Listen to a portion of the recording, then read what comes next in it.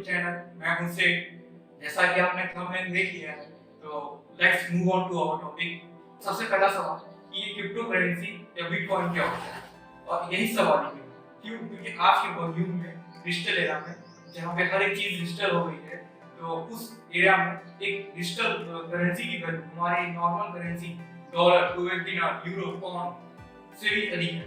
आपको लग रहा होगा थोड़ा बहुत अधिक होगा, लेकिन आपको जानकर ताज्जुब होगा ये आज के वक्त में प्रेजेंट टाइम पे एक बिटकॉइन जो आप जानने वाले हो, उसकी एक बिटकॉइन की वैल्यू इंडियन रुपीस में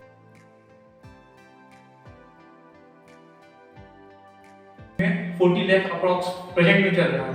तो सोच लो एक bitcoin equals to 40 lakh. 40 lakh is not a मजाक। तो सबसे पहला सवाल कि क्रिप्टो करेंसी क्या होता है। तो क्रिप्टो करेंसी एक डिजिटल मनी है। एक रियल मनी होता है, डिजिटल मनी। रियल मनी जो हमारे हाथ में है, इसका हम लोग पैसा देके यूज करते हैं, लेकिन डिजिटल मनी जो हम लोग स्कैन करके पे करते हैं वो।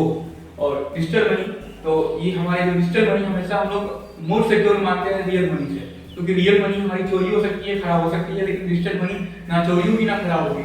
भले आपका डिवाइस जिसकी आप इस्तेमाल कर रहे हो ट्रांजेक्शन के लिए वो खराब हो जाए, लेकिन आपकी जो मनी है वो सिक्योर रहेगा, तो इसको मोर सिक्योर माना जाता है। और क्रिप्टो करेंसी को और सिक्योर इसलिए माना जाता है क्योंकि वो क्रिप्टो करेंसी ही नहीं, गूगल पे, पेटीएम, जितने भी ऑनलाइन ट्रांजेक्शन करने वाले ऐप्स हैं वो सब क्रिप्टोग्राफी का यूज करते हैं। और कुछ ऐप्स जैसे सिग्नल, व्हाट्सएप, उन सब भी क्रिप्टोग्राफी का यूज करते हैं। क्रिप्टोग्राफी एक ऐसी टेक्निक है जिस टेक्निक में हमारे जो संदेश हैं, फिर जो हमारा टास्क है, जो एक टेक्स्ट के फॉर्मेट में है, जो हमारे लिए और हमारे जो जिसको भेजना है उसके लिए वो इम्पोर्टेंट है, उसको किसी और कोड में कन्वर्ट कर देता है। वो कोड या एक पजल जिसको सिर्फ जिसने भेजा है वो समझ सकता है, और जिसने भेजा है, जिसके पास गया है वो थ्रू की, वो की यानी चाबी, वर्चुअल की होती है, या फिर कोड जिसके जरिए वो लोग समझ सकते हैं। तो ये इसको और सिक्योर बनाता है। आज के युग में क्रिप्टोग्राफी का यूज बहुत है, और इसी चीज का यूज करते हुए बिटकॉइन का आविष्कार हुआ। बिटकॉइन 2009 में पहली बार आया था पूरे वर्ल्ड में। उस वक्त उसकी वैल्यू इतनी नहीं थी जितनी आज इसकी वैल्यू है। और फिलहाल बिटकॉइन हमारे पूरे वर्ल्ड में 21 मिलियन ही हार्नेस किया जा सकता है। बिटकॉइन पूरे वर्ल्ड में आने के बाद इसको इंडिया में बैन किया गया पूरी तरीके से, क्योंकि इंडियन गवर्नमेंट मानती थी कि जो बिटकॉइन है उसका प्रयोग हम इलीगल एक्टिविटी के लिए कर सकते हैं। बिटकॉइन अगर इंडिया में आ जाता तो इंडिया की जो इकोनॉमी थी वो डाउन कर सकती थी बहुत बुरी तरीके से, क्योंकि ये बिटकॉइन जो किसी बैंक से एसोसिएटेड नहीं है, और इसको ना ही किसी पूरे विश्व में किसी बैंक ने कोई दर्जा दिया है। तो इसकी खुद की एक वैल्यू है जो कि हर पल चेंज होती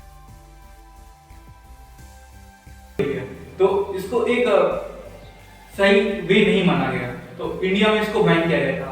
लेकिन ये भी कुछ पल के लिए था, अप्रॉक्स 10 ईयर, उसके बाद ये बैन भी हट गया। अरुण जेटली जी का कहना था कि हम पूरी कोशिश करेंगे कि बिटकॉइन का प्रयोग इंडिया में किसी भी तरीके से ना हो, किसी भी जगह पे जो कि हमारे इंडिया को किसी ना किसी वे में हार्म पहुंचाए, क्रिमिनल एक्टिविटी या फिर किसी भी तरीके से। तो वो पूरी कोशिश करेंगे इसको ban. In March 2020 our Supreme Court of India passed a verdict revoking the ban on cryptocurrency trade। यानी जो हमारी सुप्रीम कोर्ट ऑफ इंडिया है वो 2020 में क्या किया कि उसने जो बैन लगा था क्रिप्टो ट्रेडिंग पे उसको हटा दिया।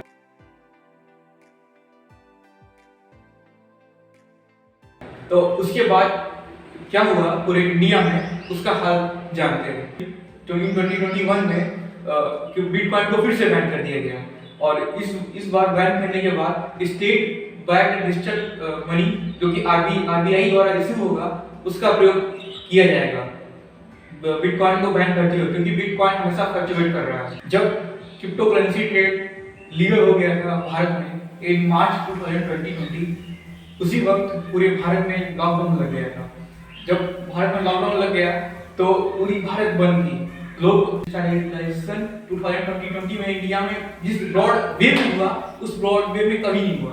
तो इस टाइम पे जब इंडिया की जो पॉपुलेशन 128 मिलियन है, और मोस्ट ऑफ देम नो कि डिजिटल मनी और डिजिटलाइजेशन क्या है, वो हर एक चीज ऑनलाइन पढ़ाई, ऑनलाइन हर एक चीज, ऑफिस मीटिंग, हर चीज ऑनलाइन हो रही थी।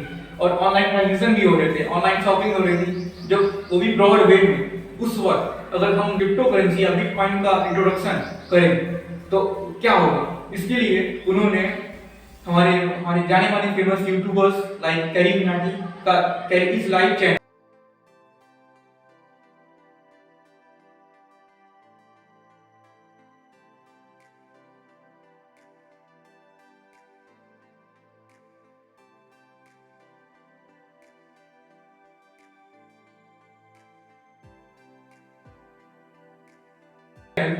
और हनी शर्मा और योगी बाबा जैसे जितने भी चैनल्स यूट्यूब के थे उसको हैक कर दिए।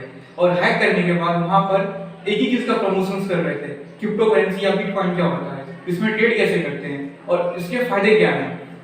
साथ ही साथ इसी में हमारे जो माननीय प्रधानमंत्री नरेंद्र मोदी जी हैं, उनका ट्विटर अकाउंट हैक हो गया। और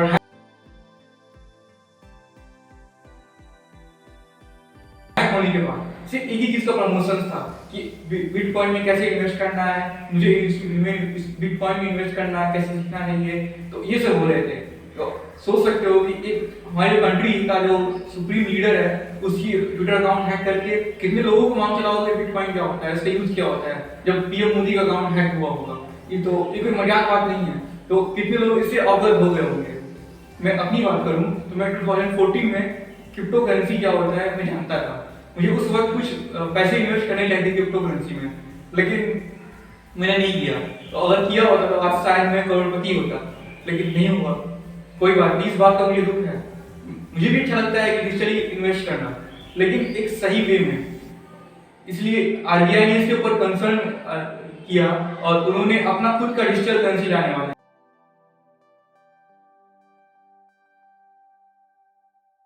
जो कि फ्लक्चुएट नहीं करेगा। ये बिटकॉइन जो है वो हमेशा फ्लक्चुएट कर रहा है।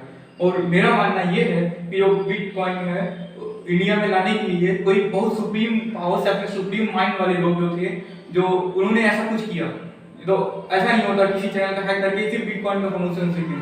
आज के टाइम में एलोन चाचा जैसे लोग उन्होंने इसमें इन्वेस्ट किया है, तो एक मजाक बात नहीं है, ये फ्यूचर है हमारा। बाकी आपके ऊपर है, इसी बारे में आप क्या सोचते हो, क्या समझते हो। Thank you for watching this all stuff.